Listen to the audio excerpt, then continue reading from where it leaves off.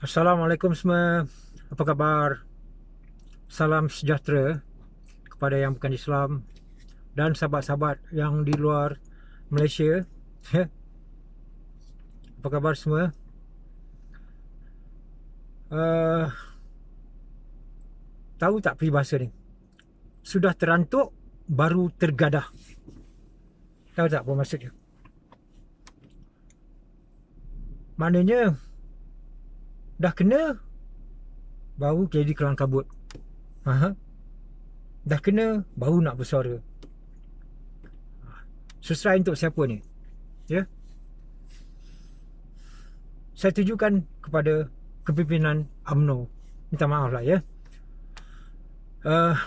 Kerana kita harus terus berjuang dan berjuang, belajar daripada kesilapan.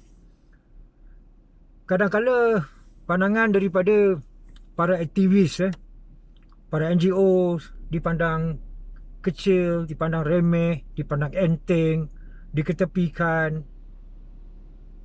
Maklumlah kan, aktivis ni biasa katalah, pandangan saya kan, memang ada dah lama, tapi sejak BN kalah, tiba-tiba muncul dengan lebih vocal, lebih berani, lebih berani.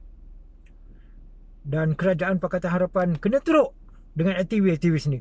Dan saya salah seorang aktivis lah. Dan rakan-rakan saya ramai. Alhamdulillah, mereka terus memberi tekanan yang hebat kepada kerajaan Pakatan Harapan. Begitu hebat. Apatah lagi Datuk Seri Najib juga kan terus memberi tekanan. Dan Datuk Seri Najib kata apa? Siapakah tentera-tentera dia? Tentera-tentera dia adalah rakyat.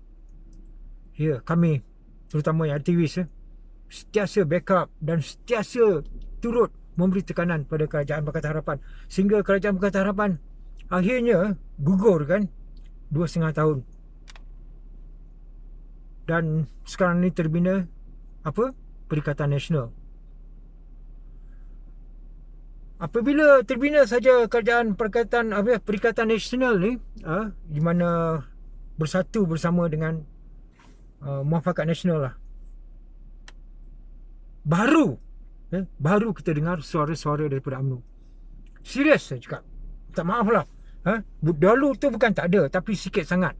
Kami aktivis ni bersuara minta para pemimpin daripada UMNO, MP ke, ADUN ke, ataupun pemimpin-pemimpin dalam UMNO tu sendiri, bersuara, beri tekanan. Tapi susah sangat nak dapat. Susah sangat. Kan? Tapi apabila kerajaan Pakatan Harapan jatuh, terbentuknya Perikatan Nasional, baru kita dengar. Kita dengar ni sebab apa? Sebab sudah terantuk baru tergadah. Dah kena baru nak berbunyi. Sebab apa dia berbunyi? Sebab sekarang ni dia terasa seperti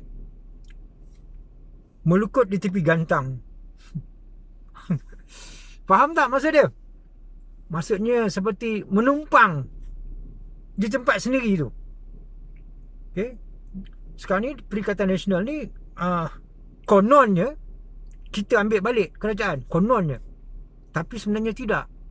Sebab Perikatan Nasional ni dikuasai oleh Bersatu. Perdana Menterinya siapa? Tan Sri Muhyiddin Yassin. Dan kita boleh anggap juga timbalannya ataupun menteri yang nombor 1 selepas Muhyiddin ialah Azmin Ali, dan juga telah masuk dalam Bersatu. Kan?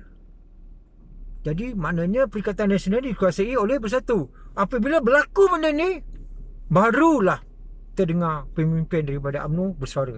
Tak puas hati. Kan? Kita dengar suara Tok Mat, suara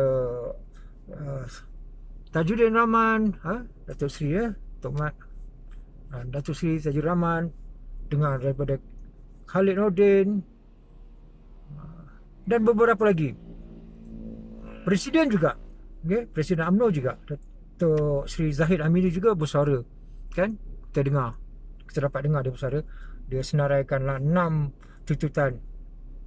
Tapi yang herannya, Bila dah terantuk, dah kena, baru nak bersuara. Inilah dia kesannya. Kan? Apabila pandangan daripada aktivis apa semua tidak dipedulikan. Kami banyak menegur UMNO. Kan? Kami banyak menegur. Tetapi kami dianggap sebagai orang yang seperti RBA lah, ataupun orang yang nak menjatuhkan UMNO lah. Tetapi apa yang berlaku sekarang ini, itulah dia yang kami tidak mahu berlaku. Apa telah berlaku, kan? Ada yang kata jawatan menteri yang diserahkan kepada UMNO tidak memadai, kementerian-kementerian yang tidak dekat kepada rakyat. Ada yang kata terlalu sedikit, kan? Padahal UMNO menguasai parlimen dalam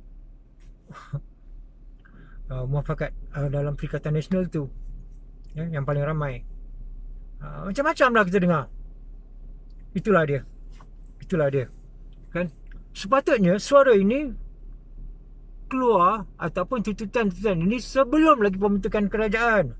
Tunjuk kuasa kita UMNO, tunjuk hak-hak UMNO di dalam tu. Bukan tunggu lepas dia buat keputusan baru kita nak bersara. Agak terlambat. Bagi saya, bersatu ni kita nampak je seperti Muhyiddin Yassin ni, Perdana Menteri. Tapi bagi saya, beliau hanyalah boneka. Okay? Dengar, saya aktivis. Kali ini tolong dengar. Kebanyakan apa yang kami cakap ni adalah daripada kajian-kajian kami. Sebab kami sentiasa mengikuti perkembangan. Apa yang kami cakap ni tiada ada kepentingan untuk diri kami, untuk rakyat dan untuk negara. Bukan seperti UMNO, apa dia? UMNO yang cakap sekarang ni untuk kepentingan parti. Walaupun akan ada kata ini untuk kepentingan rakyat, tetapi kita nampak apa saja ada yang kepentingan parti, baru UMNO bersuara. Kan? Mungkin ada juga yang berkata, oh sebab engkau tak dapat jadi menteri, sebab tu engkau bercakap. Kita tak mau dengar orang cakap macam tu. Kan? Okey, apa yang sebut tadi, Tan Sri Muhyiddin Yassin, beliau hanyalah boneka. Perdana Menteri boneka. Hidungnya masih lagi dicucuk oleh Tun Mahathir. Kita tengok cara pentadbiran Tan Sri Muhyiddin Yassin ni macam mana. Ada beza tak? Ada beza tak dengan cara pentadbiran Tun Mahathir? Cuba fikirkan. Bagi saya, mungkin ada satu dua yang beza, tapi kebanyakan sama. Bagi saya sama saja. Strateginya, pendekatannya, muslihatnya semua tak ubah seperti kaedah pendekatan Tun Mahathir. Setuju tak? Anda bayangkan, siapakah Menteri Dalam Negeri? Okay. Menteri Dalam Negeri adalah daripada UMNO dulu yang melompat ke Bersatu, dan sekarang ini dilantik menjadi Menteri Dalam Negeri. Bagi saya, Menteri Dalam Negeri adalah yang paling penting sebenarnya. Sepatutnya UMNO menuntut jawatan sebagai Menteri di Kementerian Dalam Negeri. Itu sangat penting. Sebab apa? Sekiranya anda mendapat jawatan itu, anda dapat membongkar balik penyelewengan kerajaan Pakatan Harapan dulu. Penjualan aset lah, GLC lah, kes-kes yang tertunda ataupun yang ditutup ataupun yang ditarik balik, kan, kes-kes Adib, kes Linggon Entrowong, kes bagai-bagai kes, termasuk kes LTTE. Kita bongkarkan balik, kita lihat balik. Begitu juga dengan kes-kes pemimpin kepada UMNO ini, apakah benar atau tidak. Kita cek balik apakah itu semata-mata sekadar pertuduhan dan tiada bukti-bukti asas. Itulah peluang kita. Bukan untuk kepentingan UMNO saja, tetapi kepentingan rakyat. Adib tu rakyat. Aset-aset negara tu hak milik rakyat, hak milik negara. Kenapa tidak ada tuntutan untuk kementerian tu? Kan? Itu paling penting. Jadi, bagi saya, UMNO, saya tak tahu macam mana cara UMNO membuat keputusan. Kenapa perlu terkebelakang? Kan? Kita sepatutnya satu langkah ke hadapan, dua langkah ataupun 5 langkah ke hadapan. Kita sepatutnya jauh ke hadapan. Tapi yang kita nampak yang berlaku benda ni adalah, yang melakukannya adalah Bersatu ataupun Tun Mahathir. walaupun beliau tiada kuasa, tetapi beliau masih lagi yang menentukannya. Beliau langkahnya meninggalkan UMNO ke belakang. Kita lihatlah perancangannya. Sekarang ni Perdana Menteri Tan Sri Muhyiddin Yassin, dan pendekatan masih lagi pendekatan Tan Mahathir. Mereka terbela di sini. Oleh kerana Menteri Dalam Negerinya adalah daripada Bersatu. Kita lihatlah ketua polis masih kekal di situ. Kan, bukan kita nak pertikaikan ketua polis, tidak. Tapi biasanya Perdana Menteri yang baru dia akan tukar kan, supaya sesuai dengan kerajaan yang baru kan. Tapi itu tidak berlaku.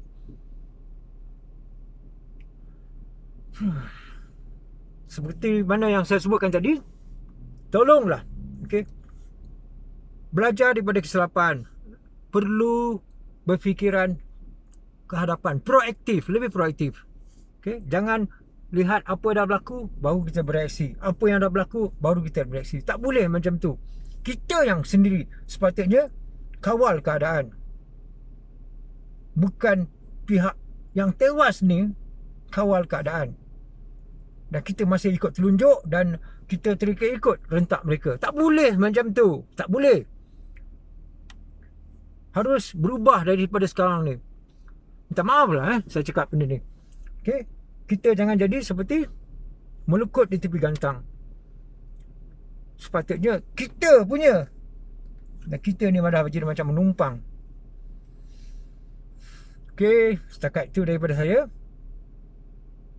Saya harap fikir-fikirkanlah. Jangan lupa, ingat para pemimpin, jangan pandang rendah ataupun memperlekehkan para aktivis. Ya. Kami adalah orang yang generasi yang mungkin anda tidak pernah kenali, tetapi kami adalah orang yang di hadapan, yang sentiasa berhadapan dengan musuh dalam keadaan apa pun, sehingga Pakatan Harapan jatuh. Kami tahu setiap saat apa yang berlaku. Dan sebab itu pandangan saya ini mungkin agak terpulanglah. Bagi saya mungkin agak terkehadapan, tetapi mungkin tidak dapat diterima oleh UMNO. Kerana alasan yang biasa kami terima ialah kami dalam UMNO dah lama, kami tahu apa patut kami buat. Kami tak ada duit. Kami tak ada kuasa. Kami terikat. Kami tahulah kerajaan Mahathir macam mana. Walaupun bukan sekarang ni dalam perikatan pun masih takut lagi nak bersuara. Kan?